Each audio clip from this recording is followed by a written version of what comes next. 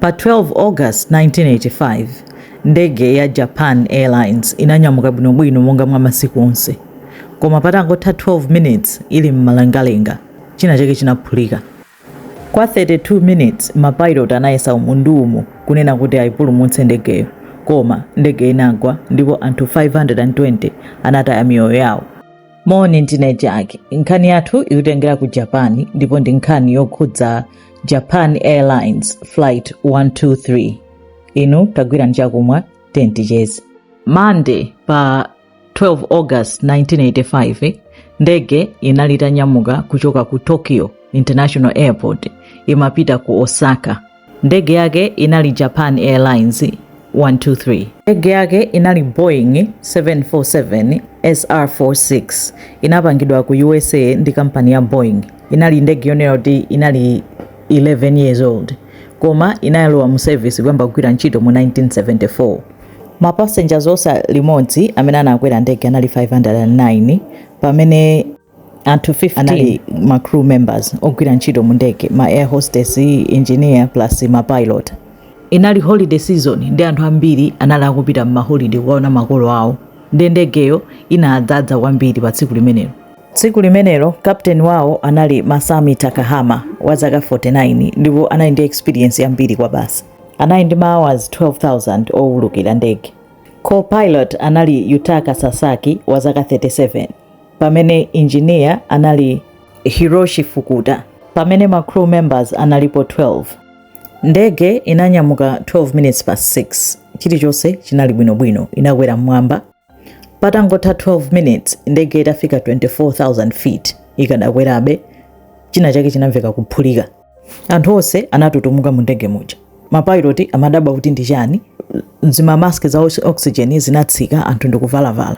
Nde mapilot samadziwa kuti chaphulika ndi chani, koma ndege inasintha, sinali so stable. Kuyesera kuyiongolera kutani ndege ija simatheka. Mpweya mu ndege muja umathawamo. Sono mpweya umachita kuyikidwa, oxygen imachita kuyikidwa mu ndege muja kuti anthu azipuma bwinobwino. Mpweya umene umapumidwa mu ndege ndi mpweya uja umaoneka kuti umakhanga kuti ukuthawamo. Zimasonyeza kuti ma hydraulics aonongeka. Ma pilot samamvetsetsa kuti chikuchitika ndi chani, chifukwa ali kutsogolo anangomva phokoso ndege yasiya kupangidwa chani, kumvera akati ayikhotese atani. Chomwe chinapangika chinali choti ndege ija chinyomphiro chakumbuyo chinachokapo, chinagwapo. Tinene kuti tail yake yakumbuyo ija inaphwasuka ndikugwa. Nde chifukwa chonena kuti yaphwasukapo, mawaya onse ochoka kumeneko olumikizana ndi ma hydraulics kukafika kutsogolo, zomwe zimachita control kuyendesa ndege, steering chani, zonse zinapeza kuti zaonongeka. Ndi nkhani nkukhala yonena kuti chinapangitsa kuti zipangike choncho ndi chani. Ndiye chifukwa chenicheni chinapangika mu chaka cha 1978.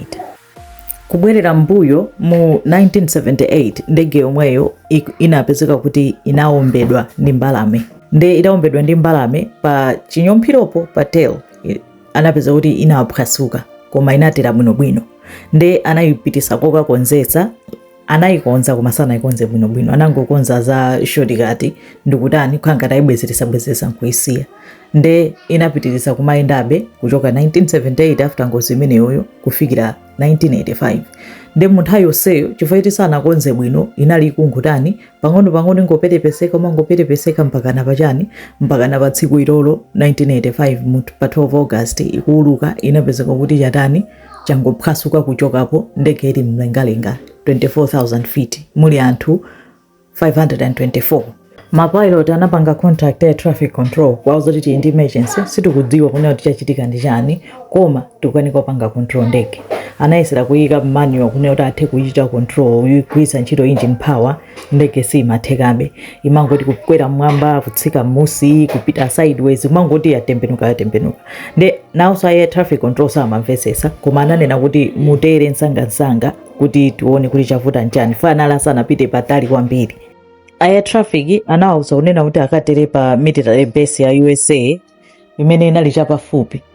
Koma zonsezo zinali zovuta chifukwa choti ndege simatheka ayi, mangoti yang'ana pansi yakwera mmwamba yatembenuzika yatani, mpakana ndege ija inapezeka kuti after 32 minutes ma pilot akuyesetsa, penanso amakhanga akubanika umakanika kupuma bwinobwino chifukwa chonena kuti oxygen imakhanga tikuthawathawamo, koma anayesetsa ndege inakanika inapeza kuti inakagwera ku phiri, inakagwera pa phiri la Osutaka. Nde inali impact ya mphamvu kwambiri, yayikulu kwambiri. Yes, anthu anadziwa kuti ndege yagwa. Vuto linali kuti akayipeze pamene inagwerapo fai kunali ku phiri. Inapezeka kuti usiku wonse anthu anafikako mmene kumacha, anthu ma rescue team atafika anapeza anthu 4 ali moyo, anapulumuka, mwana ndi azimayi 3, onse anali anthu azimayi okhaokha. Nde azimayi ananena kuti actually ndege itagwa munali anthu ambiri kwambiri amene anali moyo, anthu oti anali atavulala koma anali moyo. Koma chifukwa choti sanalandire chithandizo usiku wonse anangokhala ali mululu chani, ena akutaya magazi. Anapeza kuti by mama amene ma rescue team amafika anthu anatani, anthu onse anamwalira, kupulumuka kukhala anthu 4. Nde atapanga investigate kuyang'ana wreckage, kuyang'ana kuti chavuta nchani ndipo kuti chinachititsa nchani kuti tail ingodukapo chonchicha. Pamene anatani anazapeza history ya ndege kunena kuti ndege inatani inachitidwa strike ndi mbalame. Atafufuza kwambiri kuyang'ana amene anapangira repair a Boeing, anachita conclude kuti sanapange repair bwinobwino, inali disaster waiting to happen. Nde a Boeing anavomera kulakwa, anawonjezerapo compensation pamene Japan Airlines nawonso anapanga compensate ma families a anthu amene anamwalira. Inali ngozi yopsa kwambiri, actually in history ndi ngozi plane crash yomwe inapha anthu ambiri chifukwa anamwalira mu anthu 520 ndege imodzi. Nde ndi ngozi yopsa kwambiri imene inapangika, panapangidwa ma lessons ambiri out of it. A pilot ndi engineer anapatsidwa ulemu kwambiri even after in fight posthumously chifukwa choti anapanga maintain ndege 32 minutes kuyesera kuipanga save pamene ndege inali uncontrollable, ina nthawi yayitali kwambiri. And kufika ponena kuti kutuluka mu anthu amoyo means kunena kuti anayesesa kumbali yawo koma zinthu zinangovuta. Koma imeneyo ndi nkhani ya Japan Airlines 123, ngozi yopsa kwambiri, zikomo kwambiri.